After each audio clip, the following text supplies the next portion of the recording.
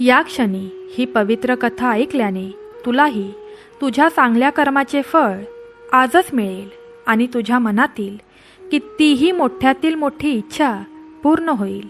त्यामुळे ही कथा अर्धवट ऐकून सोडून देण्याची चुकी करू नको, कारण ही कथा तुला सर्व पापांपासून मुक्त करेल आणि 100% तुझे चांगले दिवस चालू होतील.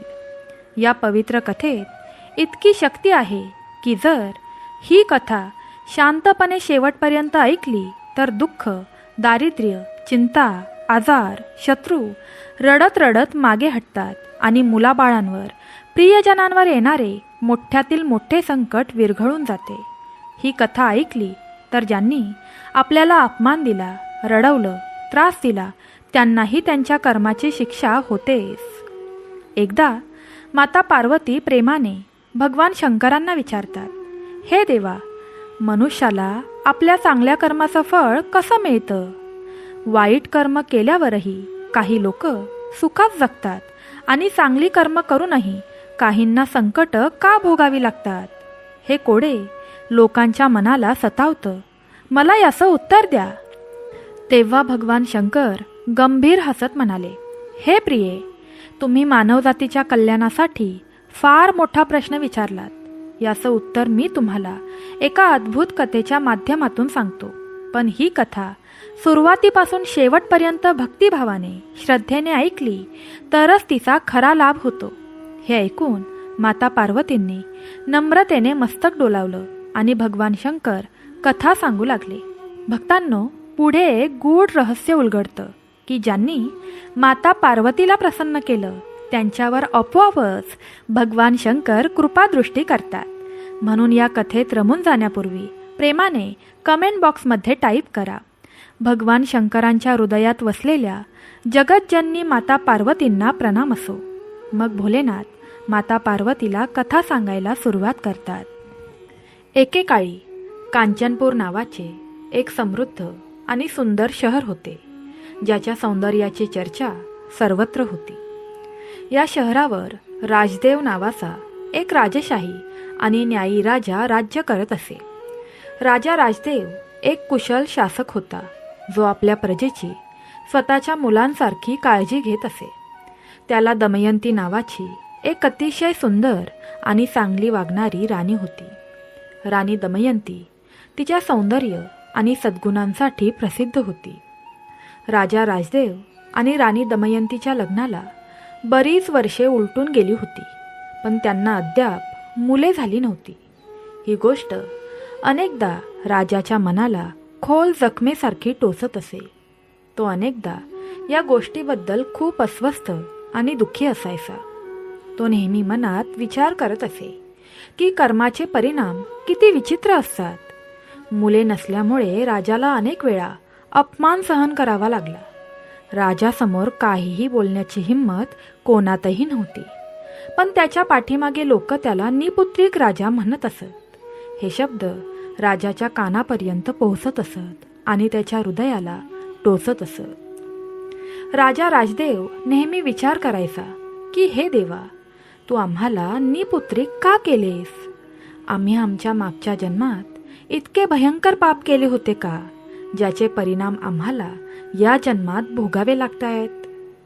तो अनेकदा रात्रीच्या अंधारात त्याच्या राणीसोबत बसून या गोष्टींचा विचार करायचा आणि दोघांनाही त्यांच्या मनात असह्य वेदना व्हायच्या. राणी दमयंतीलाही तिच्या मनात खूप दुःख व्हायचे, पण ती राजासमोर तिचे दुःख प्रकट करत नव्हती, जेणेकरून राजा आणखी अस्वस्थ होऊ नये. राजाला वाटायचं की आपण नेहमीच धर्माचे पालन केलं आहे, प्रजेच्या कल्याणासाठी काम केले आहे, मग हे दुःख का?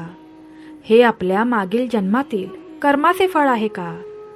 एके दिवशीची गोष्ट आहे. राजा राजदेव जेव्हा आपल्या राणीसोबत शाही बागेत फिरत होता, तेव्हा ती बाग इतकी सुंदर होती की ती सर्वांचे मन आकर्षित करत असे. परंतु राजाच्या मनात दुःखाची खोल भावना होती. त्यावेळीही राजा निपुत्रिक असल्याच्या विचारात हरवला होता, ज्यामुळे त्याच्या चेहऱ्यावर दुःख स्पष्टपणे दिसत होते. राजाच्या चेहऱ्यावरील तेज कमी झाले होते आणि तो खूप काळजीत दिसत होता. राजाला दुःखी पाहून राणी दमयंती विचार करू लागली की राजा खूप काळजीत आहे. राज्यावर काही नवीन संकट येणार आहे का? काही अनपेक्षित घटना घडणार आहे का?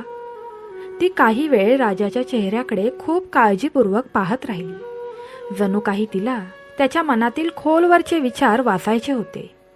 मग राणीने हळू आवाजात विचारलं, महाराज, काय झालं? तुम्ही जेव्हा जेव्हा माझ्यासोबत बागेत फिरता तेव्हा तुमचा चेहरा नेहमीच हसरा असतो. तुमच्या डोळ्यात एक वेगळीच चमक असते. पण आज तुमच्या चेहऱ्यावर इतकी उदासीनता का आहे? तुमच्या चेहऱ्यावर काळजीच्या खोल रेषा स्पष्ट दिसत आहेत, ज्या माझ्या हृदयाला अस्वस्थ करत आहेत. कृपया मला तुमच्या त्रासाचे कारण सांगा. त्यावेळी खूप काळजीत असलेल्या राजाने एक दीर्घ आणि थंड श्वास घेतला आणि निराश स्वरात म्हणाला, राणी, आम्ही तुम्हाला काय सांगू? आमचा त्रास काय आहे हे कळल्यानंतर तुम्ही काय कराल? आमचा त्रास इतका खोल आहे की तो शब्दात व्यक्त करणे कठीण आहे. मग राणी दमयंती अतिशय प्रेमाने आणि ठामपणे म्हणाली, महाराज, मी तुमची अर्धांगिनी नाही का? मी तुमची पत्नी नाही का? मी तुमची जीवनसाथी आहे. म्हणून जर तुम्ही कोणत्याही संकटात किंवा अडचणीत असाल तर मला तुमचे समर्थन करण्याचा अधिकार आहे. तुमचे दुःख सामायिक करण्याचा मला अधिकार आहे, कारण तुमचे दुःख ते माझे दुःख आहे आणि तुमचे सुख ते माझे सुख आहे. राणीचे असे हृदयस्पर्शी आणि प्रेमळ शब्द ऐकून राजाचे हृदय थोडे वितळले. भावनांवर नियंत्रण ठेवत तो म्हणाला, राणी, जर तुम्ही आमच्या काळजीचे आणि दुःखाचे कारण विचारत असाल तर ऐका. जेव्हा जेव्हा आम्ही समाजात जातो तेव्हा लोक आम्हाला निपुत्रिक म्हणतात आणि तुम्हाला वांज म्हणून संबोधतात. लोकांकडून असे तीक्ष्ण टोमणे ऐकून माझे डोके खराब होते आणि हेच माझ्या काळजीचे मुख्य कारण आहे. मला रात्रभर झोप येत नाहीये. शेवटी मी माझ्या मागच्या जन्मात असे कोणते पाप केले होते की मला या जन्मात हे सर्व भोगावे लागत आहे? मला वाटते की माझे हे जीवन निरुपयोगी आहे आणि या जीवनाला काहीच अर्थ नाही. कधी कधी आत्महत्या करण्यासारखे कठोर विचार माझ्या मनात येतात, कारण मला वाटते की या अपमानास्पद जीवनापेक्षा मृत्यू बरा आहे. राजाने आपले भाषण असे सांगून संपवले की कदाचित हे माझ्या कर्माचे फळ आहे, जे मी शांतपणे स्वीकारले पाहिजे. तिच्या पतीकडून असे निराशजनक आणि आत्मघातकी शब्द ऐकून राणी दमयंती मनात विचार करू लागली की कदाचित महाराजांनी खरोखरच आत्महत्यासारखे कठोर पाऊल उचलू नये. तिला तिच्या पतीच्या प्राणांची भीती सतावू लागली. राणीचे हृदय प्रेम आणि करुणेने भरून गेले. तिने विचार केला, महाराजांचे प्राण वाचवण्यासाठी काहीतरी उपाय केला पाहिजे. हे तिचे परम कर्तव्य होते. राणीला माहीत होते की प्रेम आणि भक्तीचे कृत्य कधीही व्यर्थ जात नाही आणि असा विचार करून तिने एक पाऊल उचलले. म्हणून महाराजांना ताबडतोब आनंदी करण्यासाठी आणि त्यांना दुःखी विचारातून बाहेर काढण्यासाठी ती तिथेच खोटे बोलली. राणीने खूप आनंदी असल्याचे भासवले आणि म्हणाली, महाराज, आज मी तुमच्या चेहऱ्यावरील दुःख दूर करेन, कारण आज मी आनंदी राहण्याचा दिवस आहे. आजचा दिवस आपल्या आयुष्यात आनंदाची भेट घेऊन आला आहे. राजाने आश्चर्याने विचारले, ते कसे? राणी, तुम्ही मला असे काय सांगणार आहात जे माझे सर्व दुःख दूर करेल? तेव्हा राणी म्हणाली, महाराज, मी गरोदर आहे आणि काही दिवसांनी आपल्या घरी एक मूल जन्माला येणार आहे. हे अगदी खरे आहे की मी आता गर्भवती आहे आणि लवकरच आपल्या घरात एक लहान मूल जन्माला येणार आहे. म्हणूनच तुमच्या चेहऱ्यावरील दुःख आता चांगले दिसत नाही. आता तुमचे दुःख सोडून द्या आणि हसा, कारण आपल्या घरी लवकरच आनंद येणार आहे. राणी हे खोटे केवळ आपल्या पतीच्या प्राणाच्या रक्षणासाठी बोलली होती आणि तिच्या मनात विश्वास होता की त्यांच्या सत्कर्माचे फळ त्यांना नक्कीच मिळेल. आपल्या पत्नीचे असे गोड आणि आनंददायी शब्द ऐकून राजाने लगेचच तिच्यावर विश्वास ठेवला. त्याच्या हृदयात असलेली तीव्र निराशा क्षणार्धात नाहीशी झाली. राजाच्या चेहऱ्यावर आनंदाची एक अद्भुत चमक दिसून आली. त्याचे डोळे चमकले आणि त्याच्या ओठांवर समाधानी हास्य उमटले. राजा आता भयंकर आनंदी झाला. त्याने आपल्या राणीला मिठी मारली आणि तिचे आभार मानू लागला.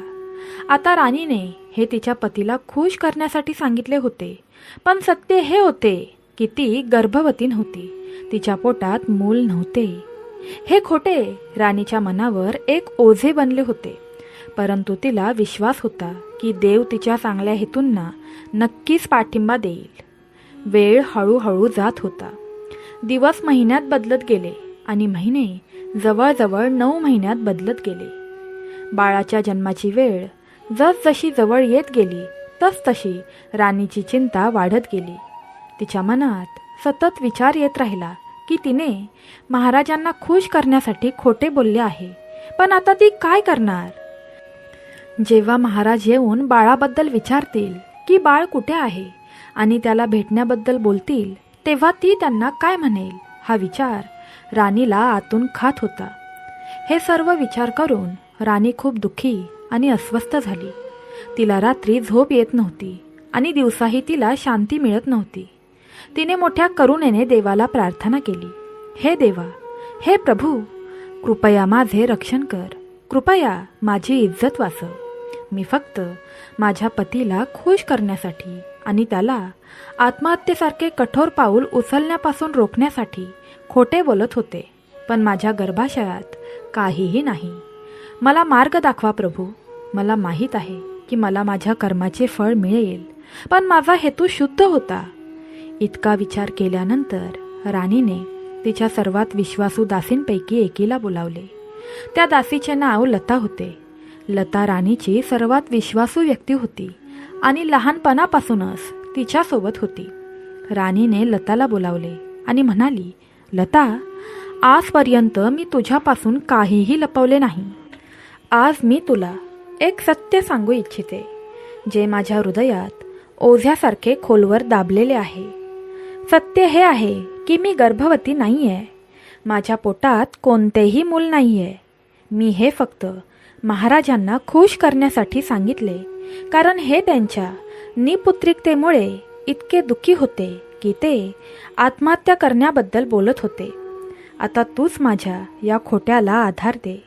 हे महाराजांना किंवा इतर कुणालाही चुकूनही सांगू नकोस, नाहीतर माझ्या आणि महाराजांचे जीवन नरक बनेल. राणीचे बोलणे ऐकून लता म्हणाली, महाराणी, तुम्ही शांत राहा. मी हे कोणालाही सांगणार नाही, ना महाराजांना ना इतर कुणालाही. मी तुमचे विश्वासू आहे आणि प्रत्येक परिस्थितीत मी तुम्हाला साथ देईन. पण महाराणी, जेव्हा मुलाच्या जन्माची वेळ येईल तेव्हा तुम्ही काय कराल? हे खोटे सर्वांसमोर येऊ नये म्हणून आपल्याला एक मार्ग शोधावा लागेल. राणी म्हणाली, लता, मी यावरही उपाय शोधला आहे, पण मला तुझी मदत लागेल. तू आत्ताच जा आणि आमच्या राजेशाही ज्योतिषाला बोलावून घेऊन ये. त्यांना अत्यंत गुप्तपणे घेऊन ये, जेणेकरून कोणालाही आपल्या कामावर शंका येणार नाही. राणीवर अपार भक्ती असलेल्या लताला माहीत होते की हे कृत्य राणीच्या प्रेमाने आणि कर्तव्याच्या भावनेने प्रेरित आहे आणि त्याचे परिणाम चांगले होतील. काही वेळाने राज ज्योतिषी अतिशय गुप्त पद्धतीने राणीच्या खोलीत पोहोचले. राणीने त्यांच्या बसण्याचा इशारा केला आणि गंभीर स्वरात म्हणाली, ज्योतिषी, मी तुम्हाला एक काम सोपवू इच्छिते, ज्याच्या बदल्यात तुम्हाला 5,000 सोन्याची नाणी देईन. हे ऐकून ज्योतिषींचे डोळे चमकले. 5,000 सोन्याची नाणी त्यांच्यासाठी खूप मोठी रक्कम होती. ते उत्साहाने म्हणाले, महाराणी, इतक्या पैशात मी काहीही करू शकतो. तुम्ही मला कोणताही संकोच न करता आदेश द्या. मी तुमचा प्रत्येक आदेश पाळेन. ज्योतिषींना वाटले की ही संपत्ती त्यांच्यासाठी एक उत्तम संधी आहे आणि या कामात मदत करणे हे त्यांचे कर्तव्य आहे. मग राणी म्हणाली, खरं तर महाराजांना खुश करण्यासाठी मी त्यांना सांगितले होते की मी गर्भवती आहे, पण बाळणपणाची वेळ जसजशी येत आहे तसतशी माझी चिंता वाढत आहे. आता माझी योजना अशी आहे की तुम्ही महाराजांकडे जाऊन त्यांना जन्माला येणाऱ्या मुलाच्या भविष्याबद्दल सांगा. त्यांना सांगा की जर महाराजांनी त्यांच्या मुलाचा चेहरा पाहिला तर ते खूप वाईट शकून असेल. जर त्यांनी बाळाच्या जन्मानंतर लगेच त्याचा चेहरा पाहिला तर मोठी दुर्घटना घडू शकते. मुलाच्या जीवाला धोका असू शकतो. याशिवाय तुम्ही त्यांना हे देखील सांगावे की हे वाईट भविष्यसूचक टाळण्यासाठी त्यांनी मला अशा एका निर्जन ठिकाणी पाठवावे जिथे ते मला किंवा त्यांच्या मुलांना पाहू शकणार नाहीत. हे त्यांचे मूल मोठे होईपर्यंत करावे लागेल. तुम्हाला हे सर्व अत्यंत गांभीर्याने आणि विश्वासार्हतेने सांगावे लागेल, जेणेकरून राजाला किंचितही शंका येऊ नये. ज्योतिषाने राणीचे म्हणणे काळजीपूर्वक ऐकले आणि नंतर म्हणाला, महाराणी, तुम्ही निश्चिंत राहा. मी राजाला ही गोष्ट हुशारीने समजावून सांगेन आणि मला खात्री आहे की ते माझ्या शब्दांकडे दुर्लक्ष करणार नाहीत, कारण ते माझ्यावर खूप विश्वास ठेवतात. मी त्यांना पूर्णपणे खात्री देईन. असे म्हणत ज्योतिषी तिथून निघून थेट राजाकडे गेले. त्यांनी नतमस्तक होऊन म्हटले, जय हो राजा. मला ही चांगली बातमी मिळाली आहे की महाराणी गर्भवती आहेत आणि लवकरच मुलाला जन्म देणार आहेत. म्हणून मी तुम्हाला शुभेच्छा देऊ इच्छितो. सोबतच मी मुलाच्या भविष्याची गणना देखील केली आहे आणि तुम्हाला त्याबद्दल सावधान करण्यासाठी आलो आहे, कारण यात एक गंभीर भविष्यवाणी आहे. ज्योतिषांना माहीत होते की ते एक युक्ती वापरत आहेत, परंतु त्यांना हे देखील माहीत होतं की ते हे एका उदात्त कारणासाठी करत आहेत आणि त्याचा परिणाम शेवटी चांगलाच होईल. राजा म्हणाला, ज्योतिषी, तुम्ही आम्हाला कशाबद्दल इशारा देऊ इच्छिता? कृपया मला सविस्तर सांगा.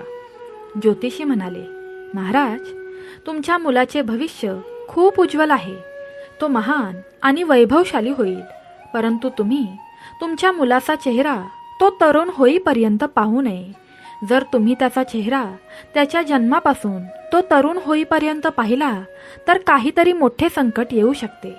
त्याच्या जीवालाही धोका असू शकतो. म्हणून मी सुचवतो की तुम्ही राणीला एखाद्या दूर आणि एकांत ठिकाणी पाठवा आणि तिथे एक राजवाडा बांधा आणि तुमच्या मुलाला तिथे वाढवा. जेव्हा तुमचे मूल तरुण होईल तेव्हाच तुम्ही त्याचा चेहरा पाहू शकाल आणि त्याला तुमच्याकडे बोलावू शकाल. राजा, जो आपल्या ज्योतिषींचे शब्द नेहमीच बरोबर मानत असे आणि त्यांच्यावर पूर्ण विश्वास ठेवत असे, तो म्हणाला, ठीक आहे ज्योतिषी, जर आपल्या मुलाचा चेहरा पाहून त्याच्यावर कोणतेही संकट येऊ शकते तर आम्ही आमच्या हृदयावर दगड ठेवू आणि तो तरुण होईपर्यंत त्याचे तोंड पाहणार नाही. मुलाचे प्राण वाचवण्यासाठी आम्ही काहीही करण्यास तयार आहोत. मला माहीत आहे की हे माझ्या कर्माचे फळ आहे की मला माझ्या मुलापासून दूर राहावे लागेल. यानंतर ज्योतिषी तिथून निघून गेले. राजाने लगेचच आपल्या महामंत्र्याला बोलावून म्हटले, महामंत्री, तुम्ही अरावली पर्वतावर एका शांत ठिकाणी एक भव्य राजवाडा निर्माण करा, जिथे आमची राणी निवास करेल आणि आमच्या मुलाचे पालन पोषण करेल.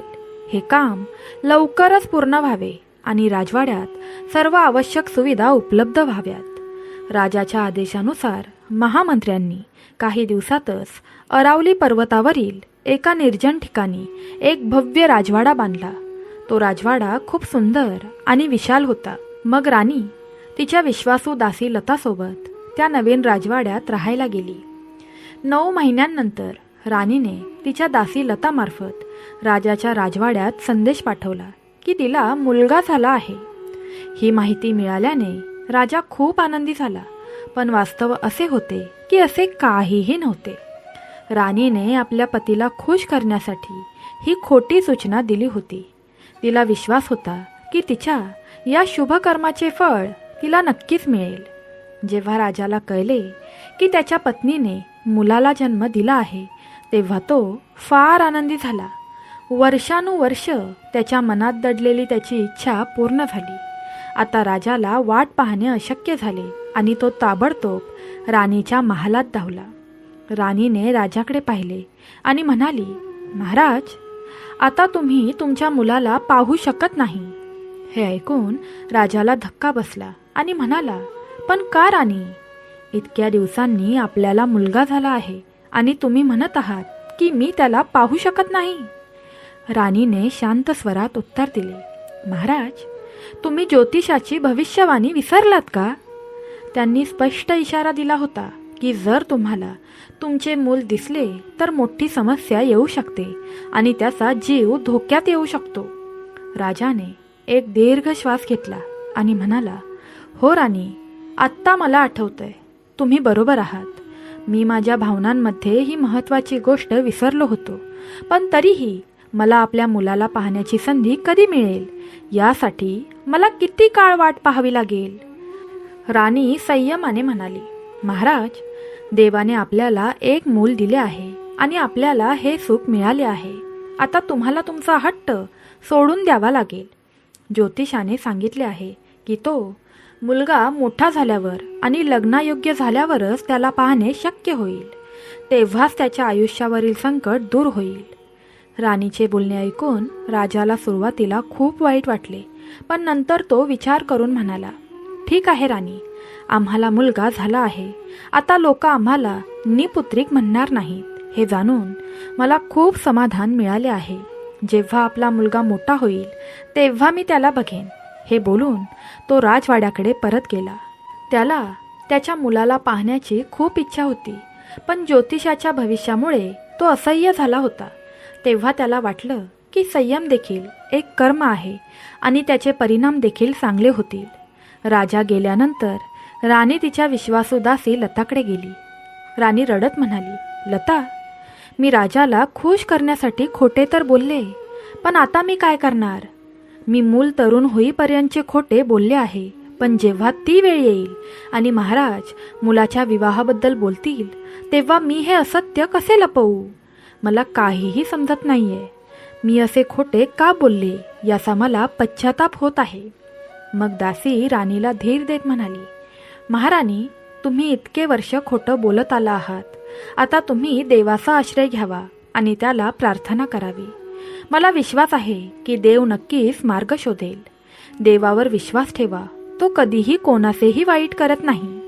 तुमच्या शुद्ध हेतूंचे फळ तुम्हाला नक्कीच मिळेल. वेळ निघून गेली आणि या घटनेला 20 वर्षे झाली होती. आता राजा राजदेव त्याच्या राजवाड्यात बसला आणि विचार करू लागला. आता आपला मुलगा तरुण झाला असेल, आता तो लग्नायोग्य झाला असेल. आम्हाला त्याच्या लग्नाची तयारी करायला हवी. इकडे राजाला त्याच्या मुलासाठी लग्नाचे प्रस्ताव येऊ लागले. दूरदूरचे राजे आणि महाराजे त्यांच्या मुलींसाठी लग्नाचे प्रस्ताव घेऊन राजा राजदेवच्या दरबारात येऊ लागले. ते सर्व राजाला म्हणत, महाराज, विवाहापूर्वी आम्ही तुमच्या पुत्राला पाहू इच्छितो, कारण ही एक सामान्य प्रथा आहे. हे ऐकून राजाच्या मनात पुन्हा चिंता निर्माण झाली. तो राणीच्या राजवाड्यात पुन्हा पोहोचला आणि म्हणू लागला, महाराणी, आपल्या मुलासाठी दूरदूरच्या राजा महाराजांच्या मुलींच्या लग्नासाठी लग्नाचे प्रस्ताव आले आहेत. ते सर्व आपला मुलगा पाहू इच्छितात. आम्हाला सांगा, आमचा मुलगा कुठे आहे? त्याला आत्ताच इथे आणा, जेणेकरून आम्ही त्याला अभिमानाने सर्वांना दाखवू आणि म्हणू शकू की हा आमचा मुलगा आहे. राजाचे बोलणे ऐकून राणीने मान झुकवली आणि म्हणाली, महाराज, तुम्ही बरोबर आहात. जेव्हा लोक लग्नाचे प्रस्ताव घेऊन येतात तेव्हा त्यांना आपला मुलगा त्यांना दाखवावा लागेल, पण माझा एक मोठा नाइलाज आहे. राजा पुन्हा आश्चर्यचकित झाला आणि त्याने विचारले, राणी, आता कसला नाइलाज? राणीने एक दीर्घ श्वास घेतला आणि म्हणाली, महाराज, मला माफ करा, पण आपले ज्योतिषी म्हणतात की आत्ताही आपण आपल्या मुलाला लोकांसमोर आणू शकत नाही. जर एखाद्याला आपल्या मुलाशी न पाहता संबंध जोडायचे असतील तर तो ते कसे करू शकतो? मुलगा थेट लग्न मंडपात दाखवला जाईल. जर त्यांनी ही अट मान्य केली तर आपण संबंध जोडू शकतो. राणीने तिच्या पतीचा सन्मान आणि प्रतिष्ठा वाचवण्यासाठी हे सांगितले.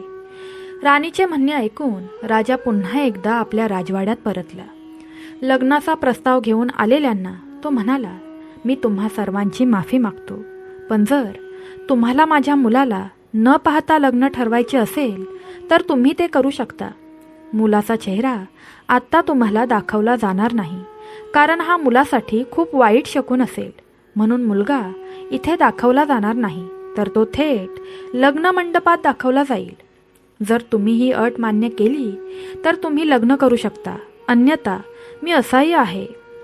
राजा राजदेवांनी हे संयम आणि चिकाटीने सांगितले, कारण त्याला त्याच्या कर्माच्या फळांवर विश्वास होता. हे ऐकून सर्वजण परतले, कारण ती एक असामान्य परिस्थिती होती. पण एका राजाने कोणताही संकोच न करता आपल्या मुलीचा विवाह राजा राजदेव यांच्या मुलाशी निश्चित केला आणि म्हणाला, महाराज, मी तुमचा प्रस्ताव स्वीकारतो आणि मला तुमची अट देखील मान्य आहे. मी माझ्या जावयाला थेट लग्न मंडपात पाहीन. आता तुम्ही लग्नाची वरात आणा आणि लवकर लग्न करा. अशा प्रकारे राजाने आपल्या मुलीचा विवाह राजा राजदेव यांच्या मुलाशी निश्चित केला आणि तो आपल्या राज्यात परतला. त्याला असे वाटले की कदाचित हे आपल्या नशिबात आणि कर्मात लिहिलेले असेल. राजा राजदेव यांनी ही आनंदाची बातमी आपल्या राणीला सांगितली आणि म्हणाले, एका राजाने आपल्या मुलीचा विवाह आपल्या मुलाशी निश्चित केला आहे. लग्नाची तारीख देखील निश्चित झाली आहे. आता लग्नाची तयारी करा. मला माझ्या मुलाचे लग्न मोठ्या थाटामाटात करायचे आहे. राणीने राजाचे ऐकले आणि म्हणाली, ठीक आहे महाराज, तुम्ही तुमच्या मुलाच्या लग्नाची तयारी करा. आपण आपल्या मुलाचे लग्न मोठ्या थाटामाटात करू. राजा आनंदाने आपल्या राजवाड्यात परतला. परंतु राणीने जे सांगितले ते फक्त बाह्यता होते. आतून ती खूप उदास होती. तिला तिचे खोटे सहन होत नव्हते. ती आपल्या दासीला बोलावून म्हणाली, दासी, आता काय होईल? आता लग्न ठरले आहे आणि तारीखही ठरली आहे. आता मी हे कसे लपवू? मला काहीच समजत नाहीये. मी असे बोलले याचा मला पश्चाताप होत आहे. मग दासी राणीला प्रोत्साहन देत म्हणाली, महाराणी, तुम्ही असे बोललाच आहात तर आता तुम्ही देवाचा आश्रय घ्या आणि त्याला प्रार्थना करा. मला खात्री आहे की देव नक्कीच मार्ग काढेल. तुमच्या शुद्ध हृदयाचे फळ तुम्हाला नक्कीच मिळेल, कारण देव नेहमीच चांगल्या कर्मांना, चांगल्या हेतूंना पाठिंबा देतो. इकडे जेव्हा लग्नाची तारीख आली तेव्हा राजाने लग्नाची वरात सजवली. भव्य हत्ती, घोडे, सैनिक लग्नाच्या वरातीच्या सौंदर्यात भर घालत होते. सर्व तयारी पूर्ण झाल्यावर राजाने राणीला निरोप पाठवला की आपल्या मुलाला वर बनवावे, जेणेकरून आपण लग्नाच्या वरातीसह लग्नाला जाऊ शकू. राणीने राजाला समजावून सांगितले की तुम्ही आत्ताही आपल्या मुलाला पाहू नका. तुम्ही त्याला फक्त लग्नाच्या मंडपातच पाहावे, अन्यथा काहीतरी दुर्घटना घडू शकते. ज्योतिषाची ही कडक सूचना आहे. राजा म्हणाला, ठीक आहे राणी, मी इतके दिवस वाट पाहिली. आता थोड्या वेळाची बाब आहे. मी आणखी वाट पाहू शकतो. असे म्हणत राजा आपल्या राजवाड्यात परत गेला. राजा गेल्यानंतर राणी पुन्हा एकदा तिच्या दासीला सांगू लागली, दासी, आत्ता आपण काय करायला हवं? मला काहीही समजत नाही. काही वेळ विचार करून राणी म्हणाली, दासी, माझ्या मनात एक उपाय आला आहे. आता जे होईल ते बघितले जाईल. तू माझ्यासाठी एक काम कर. दासी म्हणाली, राणी, मला सांगा, माझ्यासाठी काय आदेश आहे? मी तुमचा प्रत्येक आदेश पाळेन. राणी म्हणाली, तू हे कर, यावेळी भरपूर पीठ मळून घेऊन ये. त्या पिठातून एक वर तयार कर आणि त्या वराला पालखीत बसव. पालखी सर्व बाजूंनी बंद कर आणि सर्वांना सांग की पालखी वाटेत कुठेही उघडणार नाही. ती थेट लग्न मंडपात उघडेल. ही गोष्ट खूप गोपनीय आणि आवश्यक आहे. राणीला वाटले की या पद्धतीने ती तिचा मान वाचवेल आणि देव तिच्या कर्माचे फळ नक्कीच देईल. आणि मग तेच घडले. दासीने पीठ मळून त्यातून एक वर बनवला. त्याला वरासारखे सजवून पालखीत ठेवण्यात आले. पालखी सर्व बाजूंनी बंद करण्यात आली आणि वरात सुरू झाल्यावर राणीने दासीच्या माध्यमातून सर्वांना सांगितले की वाटेत कोणीही ही पालखी उघडणार नाही. यानंतर राणी स्वतः राजाकडे गेली आणि म्हणाली, महाराज, वाटेत कोणीही ही पालखी उघडणार नाही याची विशेष काळजी घ्या. जर कोणी ती उघडली तर तो एक मोठा अशुभ शकुन असू शकतो. राजेशाही ज्योतिषी म्हणतात की पालखी थेट लग्न मंडपात उघडेल. तिथे तुम्हाला तुमच्या मुलाला वर म्हणूनही पाहता येईल. राजा राजदेव म्हणाला, ठीक आहे राणी, आपण तेच करू. मुलाच्या जीवाची सुरक्षा आमच्यासाठी अत्यंत महत्त्वाची आहे. अशा प्रकारे वरात तिथून निघून गेली. लग्नाची वरात घनदाट जंगलातून जात होती. राजाने विचार केला की लग्नातील पाहुणे खूप थकले आहेत, तर एका मोठ्या झाडाखाली थांबून थोडा वेळ विश्रांती का घेऊ नये. राजाने पालखी एका झाडाखाली ठेवण्यास सांगितले आणि लग्नातील सर्व पाहुणे दुसऱ्या झाडाखाली विश्रांती घेऊ लागले. आता घडले असे ते म्हणजे ज्या झाडाखाली वाहकांनी वराची पालखी ठेवली होती त्या झाडाजवळ एका बिळात इच्छाधारी नाग आणि नागिनीची जोडी राहत होती. ते दोघे बिळातून बाहेर आले आणि जंगलात भ्रमण करत होते. तेव्हा मादी सापाने पालखीकडे पाहिले तेव्हा तिला स्पष्टपणे दिसले की या पालखीत वर नव्हता, तर पिठापासून बनवलेला वर ठेवण्यात आला होता. हे पाहून तिला खूप आश्चर्य वाटले. मादी साप तिच्या इच्छाधारी नागाला म्हणू लागली, हे प्रिय, मी आत्ता जे पाहिले ते पाहून असे दिसते की या जगात खूप अंधार आहे. किती विचित्र आहे हे. साप म्हणाला, कसला अंधार आहे प्रिये, मला सविस्तर सांग. मादी साप म्हणू लागली, हे प्रिये, या पालखीत खरा वर नाही आहे. ही कसली लग्नाची वरात आहे जी वराशिवाय जात आहे. जेव्हा ही वरात या बनावट वराला घेऊन पोसेल तेव्हा या सर्व लोकांचे काय होईल, या राजाची किती बदनामी होईल. असा अंधार मी आजपर्यंत पाहिला नाही. नाग म्हणू लागला, हे प्रिये, हे कसे असू शकते. मला वाटते की तुला फसवले गेले आहे किंवा तू नीट पाहिले नाहीस. चल जाऊन मलाही दाखव. नागिन म्हणाली, चला प्रिये, पण आपल्याला हे सर्व गुप्तपणे पाहावे लागेल.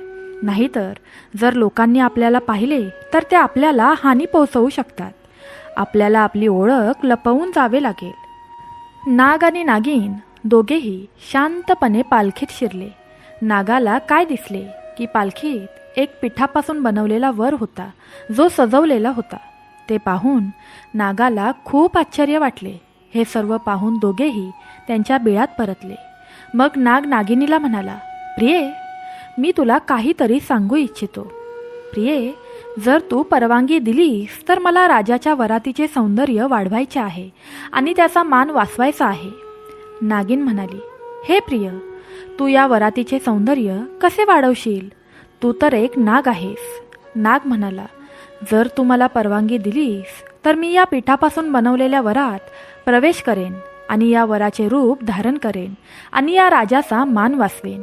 तू मला सांग, जेव्हा ही पालखी लग्नाच्या मंडपात जाऊन उघडली जाईल आणि पिठापासून बनवलेला वर त्यातून बाहेर येईल तेव्हा या राजाला किती अपमान सहन करावा लागेल.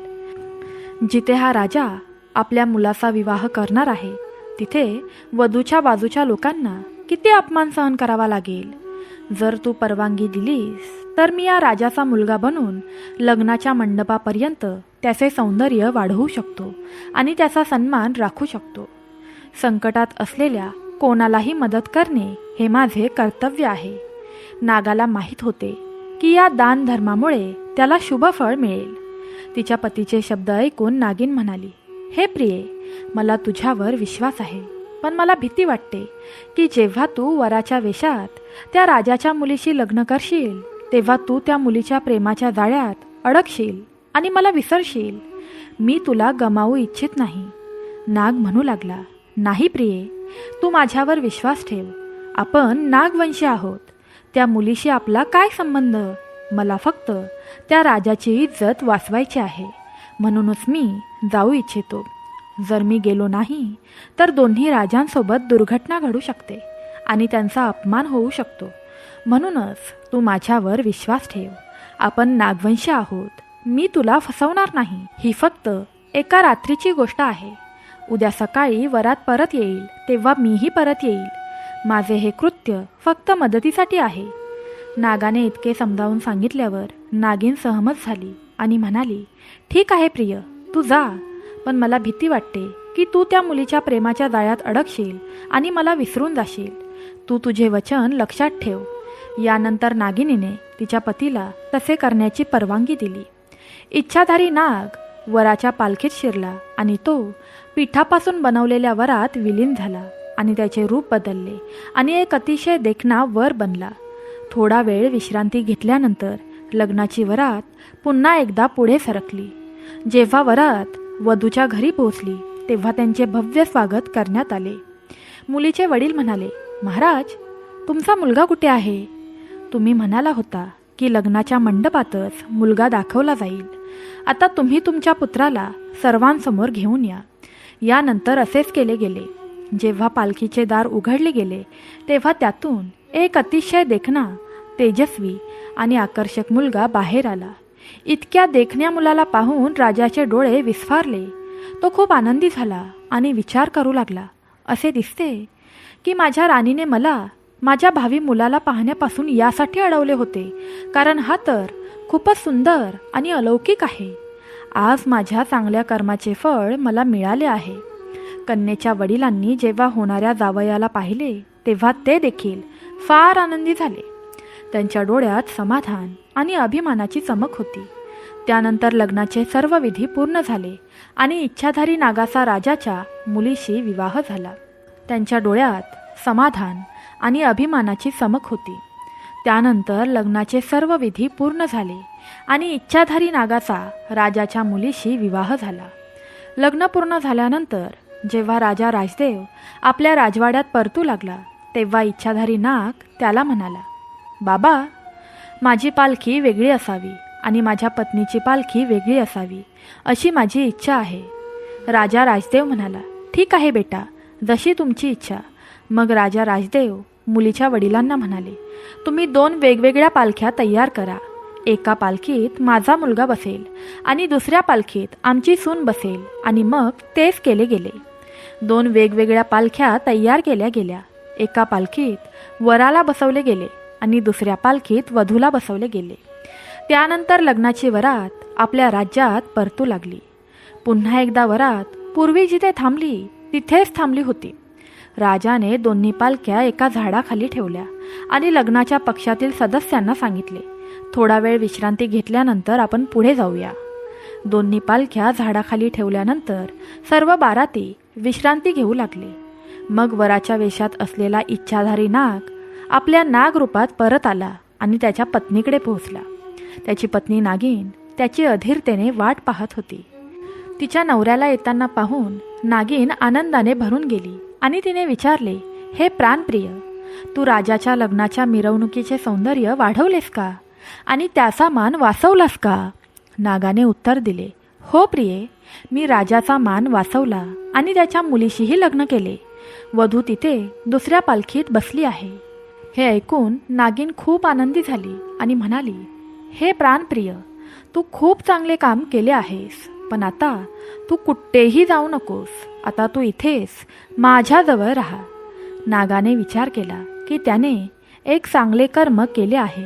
आता त्याला आपल्या पत्नीजवळ गेले पाहिजे. तेव्हा नाग म्हणू लागला, प्रिये, मला तुझ्याकडून आणखी एक परवानगी हवी आहे. हे ऐकून नागिनीने विचारले, हे प्राणप्रिय, आता तुला माझ्याकडून आणखी काय हवे आहे? नाग म्हणाला, मी लग्नाच्या वरातीत राजाचा मान वाचवला, पण आता जेव्हा नवविवाहित वधू तिच्या सासरच्या घरी जाईल आणि तिला तिचा पती सापडणार नाही तेव्हा तिचे काय होईल? तिला किती दुःख होईल. मला हा विचार करून खूप दुःख होत आहे आणि मी याबद्दल तुझ्याशी बोलू इच्छितो, पण मला धाडस होत नाहीये. तू हे करू देशील का? मला माहीत आहे की हा माझ्या कर्तव्यनिष्ठेचा आणखी एक पैलू आहे. नागिन म्हणाली, मला काहीच फरक पडत नाही. तू या राजाचा मान वाचवलास ते पुरेसे आहे. आता तू इथून दुसरीकडे कुठेही जाणार नाहीस. मग तो नाग बराच वेळ आपल्या नागिनीला हे समजावून सांगत राहिला आणि म्हणाला, जर या मुलीला तिच्या सासरच्या घरी पोहोचल्यानंतर तिचा नवरा सापडला नाही तर ती नक्कीच मरेल. तिचे आयुष्य उद्ध्वस्त होईल. मला जास्त काही नको आहे. फक्त 2 दिवसांचा वेळ मागत आहे. 2 दिवसांनी ती मुलगी तिच्या आई वडिलांच्या घरी जाईल. मग मी तुझ्याकडे परत येईन. माझ्यावर विश्वास ठेव. मी तुला कधीही फसवणार नाही. या असहाय्य महिलेला मदत करण्याचे माझे कर्तव्य मला पूर्ण करू दे. नागाने इतके समजावून सांगितल्यानंतर नागिनीने अनिश्चिततेने तिच्या पतीच्या शब्दांना सहमत झाली आणि म्हणाली, ठीक आहे प्राणप्रिय, जर तुला हवे असेल तर जा, पण मी फक्त एवढेच सांगेन की तू मला विसरणार नाहीस. तुझे वचन लक्षात ठेव. यानंतर नागिनीने तिच्या पतीला तसे करण्याची परवानगी दिली. इच्छाधारी नाग पुन्हा एकदा वर बनला आणि पालखीत बसला. दुसरीकडे राणी, जी आधीच तिचा पती राजदेवशी खोटे बोलली होती, तिला रात्रभर झोप येत नव्हती. राणी रात्रभर प्रार्थना करत होती आणि अश्रू ढाळत होती. हे प्रभू, माझा मान ठेव. मी हे केवळ माझ्या पतीच्या आनंदासाठी केले आहे, जेणेकरून त्याच्या मनात आत्महत्येसारखे विचार येऊ नयेत. तिला खात्री होती की तिच्या चांगल्या कर्माचे फळ तिला नक्कीच मिळेल. सकाळी राजा आपल्या मुलासह आणि वधूसह राजवाड्यात पोहोचला. तेव्हा सर्वांनी त्यांचे भव्य स्वागत केले. संपूर्ण राजवाड्यात आनंदाचे वातावरण होते. राजाच्या मुलाला आणि त्याच्या सुनेला पाहून सर्वजण खूप आनंदी झाले. त्यावेळी राणीची विश्वासू दासी देखील लता तिथे उपस्थित होती. राणीला मुलगा नाही हे माहीत असूनही जेव्हा तिने पाहिले की खरोखरच वर आला आहे, तेव्हा ती आश्चर्यचकित झाली. तिच्या आनंदाला सीमाच उरली नाही. दासी धावत राणीकडे गेली आणि तिला सर्व काही सांगितलं. ती म्हणाली, राणी, देवाने तुमच्या प्रार्थना स्वीकारल्या आहेत. तुम्हाला तुमच्या चांगल्या कर्माचे फळ मिळाले आहे. तुमची सून तुमच्या मुलाला सोबत घेऊन आली आहे आणि याशिवाय तुमचा मुलगा खूप देखणा आहे. त्याला पाहून सर्वजण आश्चर्यचकित झाले आहेत. जेव्हा राणीने तिच्या दासीचे हे शब्द ऐकले, तेव्हा ती आनंदाने नाचू लागली आणि पुन्हा पुन्हा देवाचे आभार मानू लागली. तिच्या डोळ्यातून आनंद अश्रू वाहत होते. देवाचे लाखो वेळा आभार मानल्यानंतर तिने तिचा मुलगा आणि सून पाहिली. राणीने लगेच तिच्या मुलाला आणि सुनेला मिठी मारली. खरं तर ती खोटं बोलली होती, पण आता तिला विश्वास बसला की हा मुलगा परमेश्वराचा आशीर्वाद आहे. देवाने तिचा सन्मान वाचवला आहे. आता संपूर्ण राजवाडा आनंदाने भरून गेला. राजाने गरिबांसाठी आपला खजिनाही उघडला आणि दान धर्म केला. राजाला समजले की हे त्याच्या संयमाचे आणि राणीच्या चांगल्या हेतूचे परिणाम आहेत. आता झालं असं की वर म्हणून आलेला इच्छाधारी नाग कालांतराने मुलीवर प्रेम करू लागला आणि तिच्या प्रेमाच्या जाळ्यात अडकला. हळूहळू तो त्याच्या नागिनीला विसरू लागला. तो 2 दिवसांसाठी आला होता, पण आता तो 2 महिने उलटून गेले होते आणि तरीही तो त्याच्या इच्छाधारी नागिनीकडे परतला नाही. त्याने आपले वचन मोडले आणि हे कृत्य नंतर त्याला त्रास देणारे होते. दुसरीकडे नागिनीने जंगलात 2 महिने तिच्या नागाची वाट पाहिली. ती तिच्या पतीच्या परत येण्याची वाट पाहत जंगलात भटकत राहिली. जेव्हा तिचा नवरा आला नाही, तेव्हा ती खूप दुःखी झाली. नागिनीला आता नागाचा रागही येऊ लागला होता. ती विचार करू लागली, माझ्या नागाने नक्कीच मला फसवले आहे. मला आधीच वाटलं होतं की तो त्या मुलीच्या प्रेमाच्या जाळ्यात अडकेल. आता हेच घडलं असेल, म्हणूनच तो परत आला नाही. आता मी त्याला जिवंत सोडणार नाही. त्याच्या बायकोलाही मारून टाकेन. तिला राग आला आणि तिने तिच्या पतीच्या कृत्यांना वाईट मानले. दरम्यान राजवाड्यात तो इच्छाधारी नाग एके दिवशी त्याच्या वडिलांना म्हणाला, महाराज, आपल्या राजवाड्याभोवती खोल खड्डा तयार करा आणि त्यात पाणी भरा. राजाने विचारले, बेटा, हे सर्व कशासाठी करायचे आहे? तेव्हा मुलाने उत्तर दिले, बाबा, आम्ही हे राजवाड्याच्या सुरक्षेसाठी करत आहोत. तुम्ही आम्ही सांगतो तसे करा. हे आपल्या भल्यासाठी आहे. मुलाने हे नुकतेच सांगितले होते. राजाने ताबडतोब राजवाड्याभोवती एक खड्डा खोदला आणि तो पाण्याने भरला. आता इच्छाधारी नाग मनात विचार करू लागला की आता माझी नागिन या महालात प्रवेश करू शकणार नाही, कारण आता मी माझ्या पत्नीवर खूप प्रेम करतो आणि माझे संपूर्ण आयुष्य तिच्यासोबत घालवू इच्छितो. ती नागिन पुन्हा माझ्या आयुष्यात येऊ नये असे मला वाटते. तिने तिचे पूर्वीचे व्रत विसरून एक नवीन मार्ग निवडला होता, ज्यासाठी तिला तिच्या कर्माचे परिणाम देखील भोगावे लागले. आता इच्छाधारी नाग आपल्या पत्नीसोबत कोणत्याही काळजीशिवाय राजवाड्यात राहू लागला. दुसरीकडे जेव्हा नागिनीचा नवरा जंगलात अनेक महिने घालवूनही परतला नाही, तेव्हा नागिनीला खूप राग आला आणि ती तिच्या पती आणि त्याच्या पत्नीला मारण्यासाठी निघाली. पण जेव्हा ती राजवाड्यात पोहोचली तेव्हा तिने पाहिले की राजवाड्याभोवती एक मोठा खड्डा खोदला आहे आणि तो पाण्याने भरलेला आहे. तिला समजले की हे सर्व माझ्या पतीनेच केले आहे. त्याला मी त्याच्या आयुष्यात परत येऊ नये असे वाटत आहे. आता मी माझ्या नवऱ्याला सोडणारच नाही. नागिन इकडे तिकडे भटकंती करून राजवाड्यात जाण्याचा मार्ग शोधू लागली. बराच वेळ शोधल्यानंतर तिला अखेर राजवाड्यात प्रवेश करण्यासाठी एक छोटीशी जागा मिळाली. त्या वाटेने नागिन थेट त्या खोलीत गेली जिथे तिचा नवरा त्याच्या पत्नीसोबत झोपला होता. जेव्हा नागिनीने तिच्या नवऱ्याला त्या मुलीसोबत झोपलेले पाहिले तेव्हा तिच्या मनात एक विचार आला. हे जोडपे खूप सुंदर आहे. मी या जोडप्याला कसे मारू शकते? जर मी माझ्या नवऱ्याला मारले तर या गरीब निष्पाप मुलीचे काय होईल? ही गरीब मुलगी तिच्या नवऱ्याशिवाय कशी जगेल? आणि जर मी या मुलीला मारले तर माझा नवरा या मुलीवर इतकं प्रेम करतोय की तो तिच्या दुःखात आत्महत्या करेल. माझा नवरा मला आधीच सोडून गेला आहे. एक प्रकारे मी विधवा झाली आहे. म्हणून मी या दुसऱ्या मुलीला विधवा बनवू शकत नाही. नाहीतर असे व्हायला नको की माझाच नवरा मरेल. नागिनीने तिचा राग नियंत्रित केला आणि प्रेम आणि करुणेचे सर्वोत्तम कृत्य निवडले. मनात असे विचार आल्यानंतर नागिनीने तिच्या पतीला मारले नाही किंवा त्या मुलीला चावलेही नाही. तिने आपला राग सोडून दिला आणि एक महान कृत्य केले. नागिन हे सर्व विचार करत असतानाच ती मुलगी जागी झाली. नागिनीला पाहून ती घाबरली आणि ओरडू लागली. तिचा आवाज ऐकून तिचा पतीही जागा झाला. जेव्हा इच्छाधारी नागाने त्याच्या समोर नागिनीला पाहिले तेव्हा त्याला समजले की ती नक्कीच या दोघांचा बदला घेण्यासाठी आली आहे. पण त्या नागिनीने तसं काहीही केलं नाही. नागिनीने तिचं रूप बदललं आणि तिच्या पतीला म्हणू लागली, तू मला वचन दिलं होतंस की तू काही दिवसातच माझ्याकडे परत येशील. पण इतके महिने होऊनही तू परत आला नाहीस. नवविवाहित वधूला त्यांचे संभाषण ऐकून खूप आश्चर्य वाटले. तिला समजत नव्हते की काय चालले आहे आणि ही महिला कोण आहे. मग तिच्या पतीने तिला सर्व काही समजावून सांगितले आणि सांगितले की तो एक इच्छाधारी नाग आहे आणि तिची इच्छा जपण्यासाठी त्याने त्या मुलीशी कसे लग्न केले.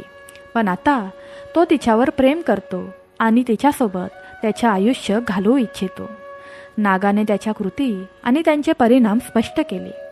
ती मुलगीही तिच्या नवऱ्यावर भयंकर प्रेम करायची. जेव्हा तिला संपूर्ण सत्य कळले तेव्हा ती तिच्या नवऱ्याला म्हणू लागली, स्वामी, तुम्ही माझा आदर वाढवण्यासाठी हे सर्व केले. यात तुमचा काहीच दोष नाही. तुमच्या पहिल्या पत्नीबद्दल सांगायचे झाले तर मला तिच्यावर काहीही आक्षेप नाही. मी तिला माझी मोठी बहीण म्हणून स्वीकारले आहे. जर तुमची परवानगी असेल आणि तुमची पहिली पत्नी तयार असेल तर आम्ही दोघी बहिणी म्हणून तुमच्यासोबत राहू शकतो. शेवटी आपण सर्वजण एकमेकांवर प्रेम करतो. कदाचित हाच नियतीचा निर्णय असेल की आम्ही दोघी बहिणी बनून तुम्हाला नवरा म्हणून स्वीकारू. त्या मुलीच्या या करुणेच्या आणि प्रेमाच्या कृतीने वातावरण पूर्णपणे बदलून गेले. त्या मुलीच्या तोंडून असे गोड आणि उदार शब्द ऐकून नागिनीच्या डोळ्यातून अश्रू वाहू लागले आणि ती म्हणू लागली, बहिणी, जेव्हा मी इथे आले होते तेव्हा मला नक्कीच तुला मारायचे होते. पण तुझ्या मनात माझ्याबद्दल इतके प्रेम आहे हे पाहून मी तुझा प्रस्ताव स्वीकारण्याचा निर्णय घेतला आहे. आम्ही दोघेही या राजवाड्यात बहिणी म्हणून राहू आणि आमच्या पतीची सेवा करू. नागिनीने तिचा राग सोडून दिला आणि क्षमा आणि प्रेमाचे कृत्य निवडले ज्यामुळे तिला खरी शांती मिळाली. हे सर्व पाहणारा नागही त्यांचे प्रेम पाहून भावूक झाला आणि म्हणाला, जर देवाची इच्छा असेल तर ठीक आहे. आपण सर्वजण एका कुटुंबासारखे एकत्र राहू आणि आनंदी जीवन जगू. नागानेही त्याची चुकी स्वीकारली आणि स्वीकारतेचे कर्म निवडले. यानंतर इच्छाधारी नाग त्याच्या दोन्ही पत्नींसोबत आनंदी जीवन जगू लागला. आता संपूर्ण कुटुंब आनंदाने एकत्र राहत होते. काही काळानंतर एका रात्री इच्छाधारी नाग आणि त्याच्या पत्नीने ठरवले की आता संपूर्ण सत्य राणीला सांगावे.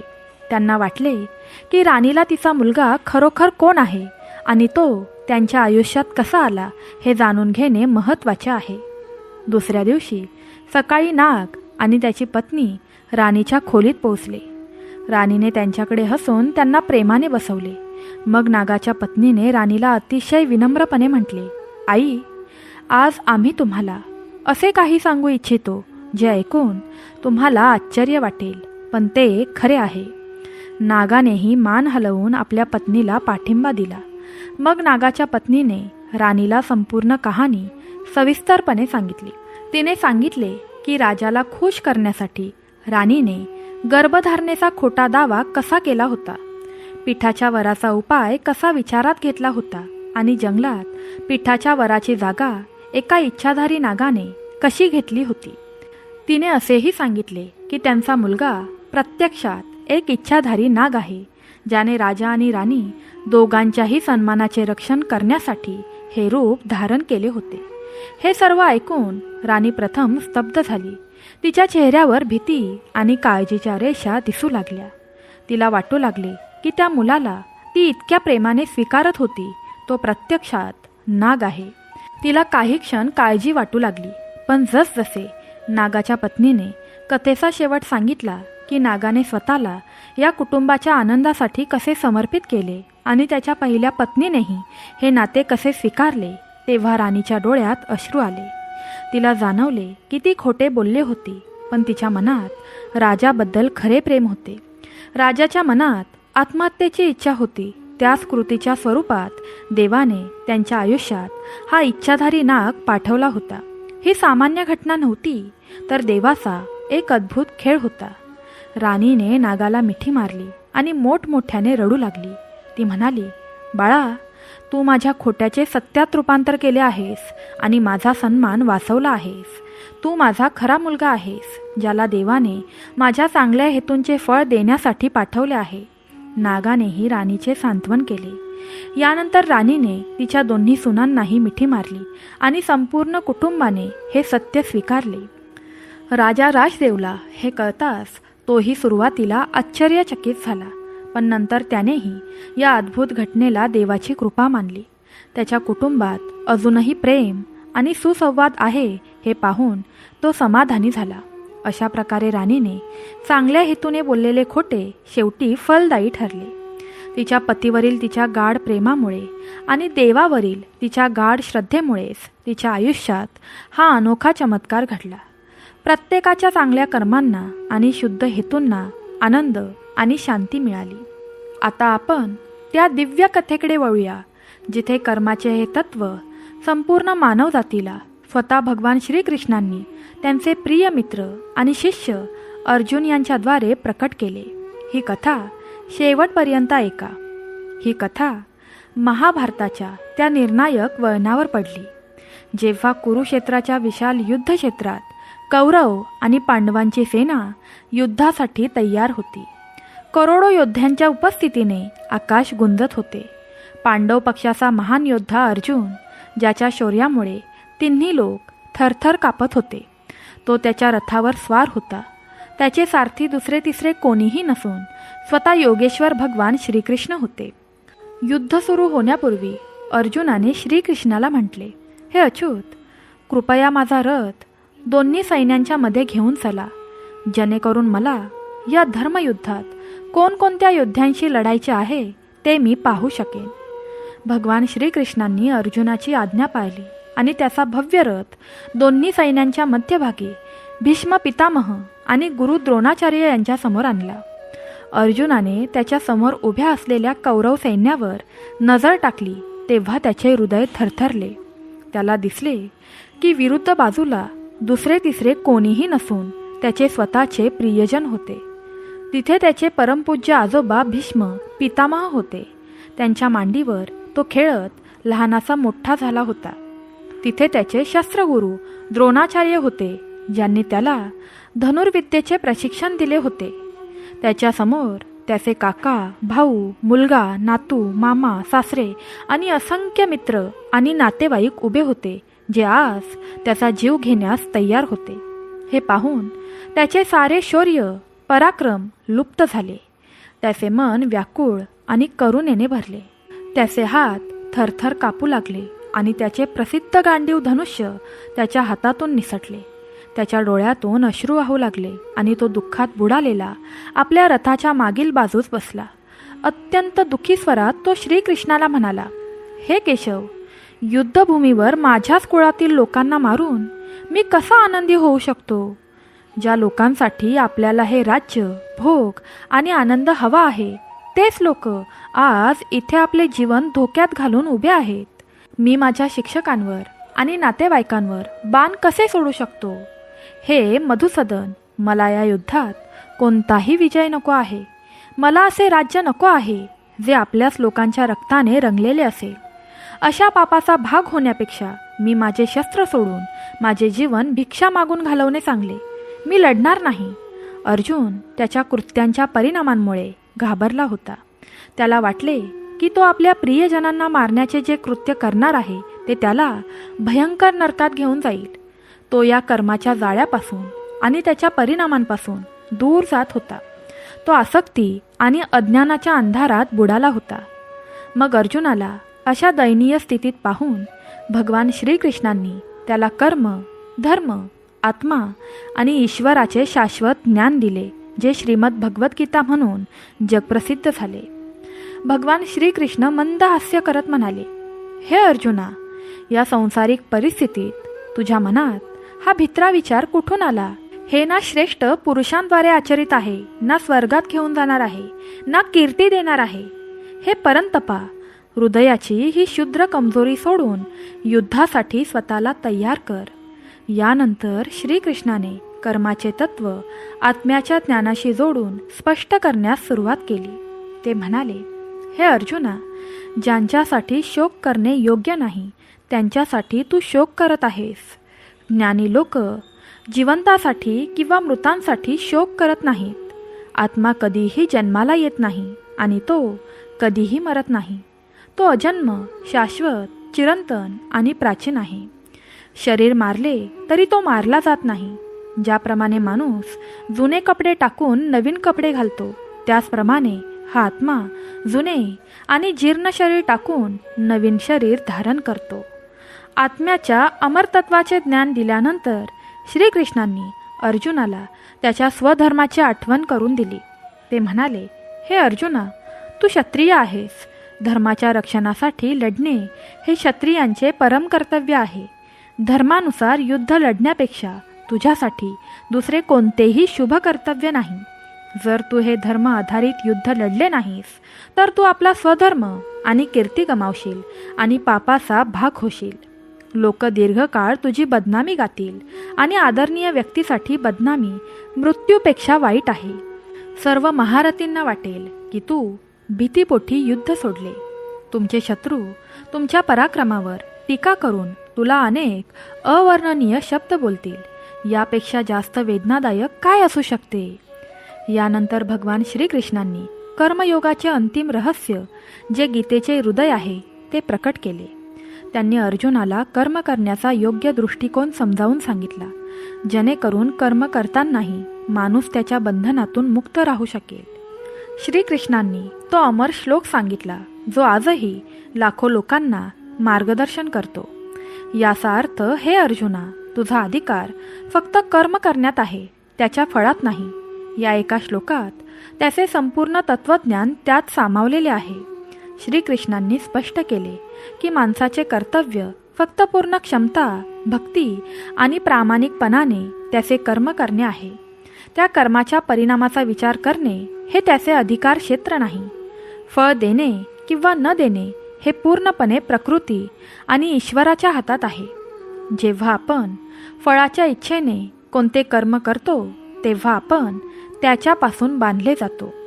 जर परिणाम आपल्या इच्छेनुसार येतो तर तेव्हा आपल्याला अहंकारीही बनवतो, आणि जर परिणाम उलट असेल तर आपल्याला दुःख आणि क्रोध येतो. दोन्ही परिस्थिती आत्म्यासाठी बंधनकारक आहेत. अर्जुनाने प्रश्न केला, हे कृष्ण, जर कर्मफळाची इच्छाच बाळगायची नसेल तर कोणी व्यक्ती कर्म का करेल? फळाची आशाच तर कर्माची प्रेरणा असते. तेव्हा श्रीकृष्णांनी समजवले, हे पार्थ, कर्म करून कोणतीही व्यक्ती कर्मबंधनातून मुक्त होऊ शकत नाही. वास्तवात कोणताही मनुष्य क्षणभरही कृती केल्याशिवाय राहू शकत नाही. प्रत्येक जीवाला सत्व, रज आणि तम या 3 गुणांमुळे कर्म करण्यास भाग पाडले जाते. म्हणूनच कर्माचा त्याग करणे शक्य नाही. योग्य मार्ग म्हणजे कर्माचा त्याग नाही, तर कर्मफळाचा त्याग करणे. जेव्हा तुम्ही केवळ तुमच्या धर्माचे पालन करण्यासाठी अहंकारापासून मुक्त होऊन आणि फळाची इच्छा सोडून देण्यासाठी कर्म करता, तेव्हा ते कर्म तुम्हाला बांधून ठेवणार नाही, तर तुम्हाला शुद्ध करेल आणि मुक्तीकडे घेऊन जाईल. भगवानांनी कृतीतील भावनेचे महत्त्व देखील अधोरेखित केले आहे. त्यांनी सांगितले की तीच कृती कर्त्याच्या भावनेनुसार पुण्यकर्म किंवा पापकर्म बनू शकते. जर एखाद्या वैद्याने रुग्णाला वाचवण्यासाठी शस्त्रक्रिया केली आणि त्या प्रक्रियेत रुग्णाचा मृत्यू झाला, तर वैद्याला हत्येचे पाप लागत नाही, कारण त्याचा हेतू रुग्णाला वाचवण्याचा होता. दुसरीकडे जर एखाद्या दरोडेखोराने एखाद्याला मारण्याच्या उद्देशाने चाकू मारला, तर त्याचे कार्य पापी असते. म्हणून कृतीमागील भावना किंवा हेतू त्याच्या बाह्य स्वरूपापेक्षा अधिक महत्त्वाचा असतो. श्रीकृष्णांनी पुढे स्पष्ट केले की निसर्गाचे 3 गुण आपल्या कर्मांवर कसे परिणाम करतात.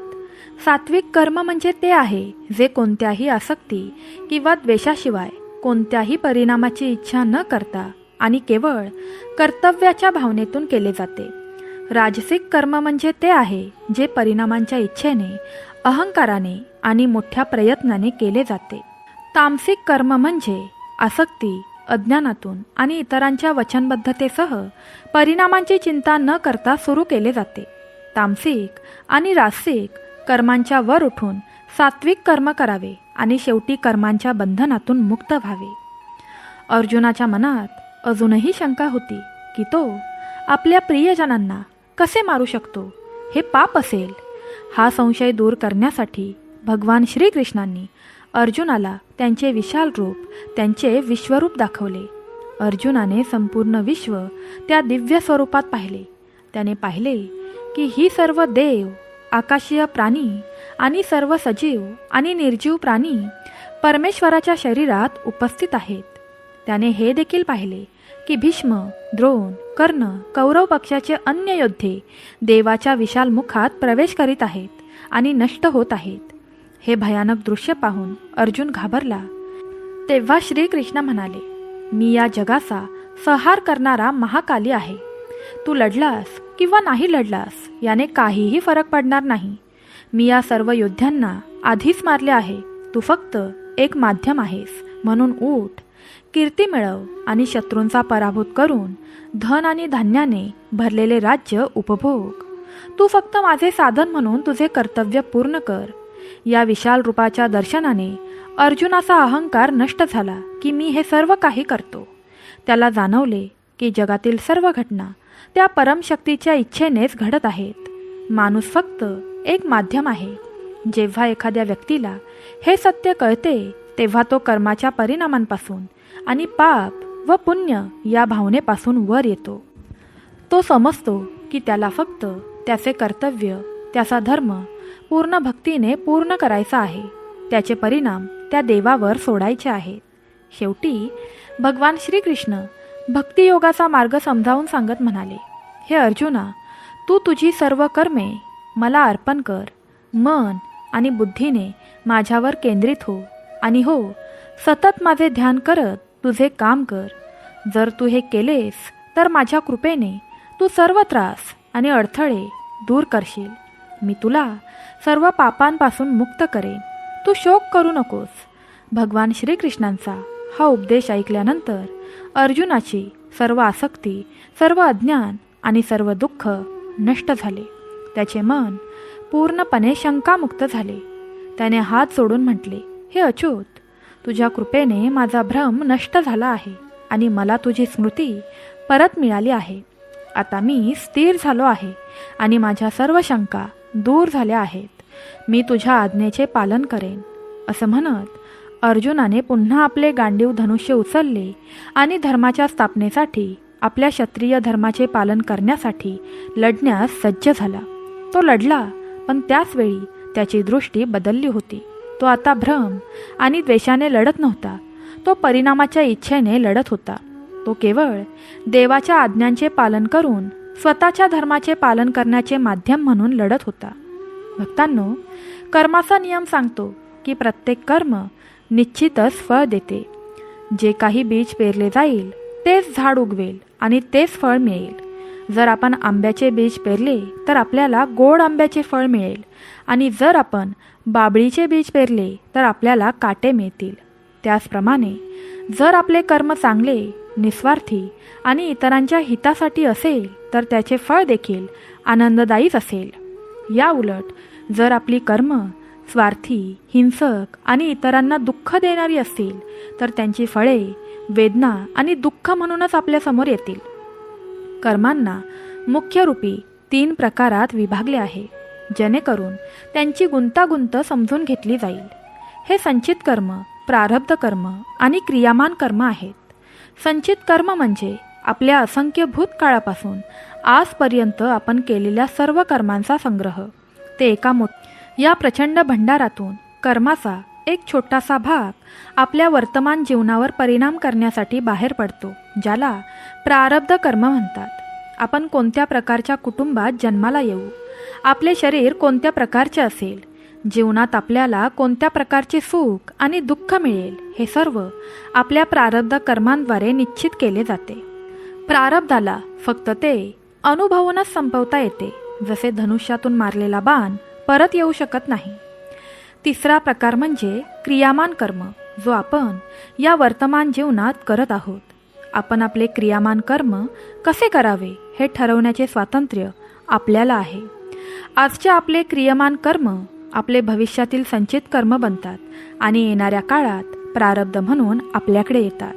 अशा प्रकारे कर्माचे चक्र सतत फिरत राहते. कर्म हे जीवनाचे नाव आहे.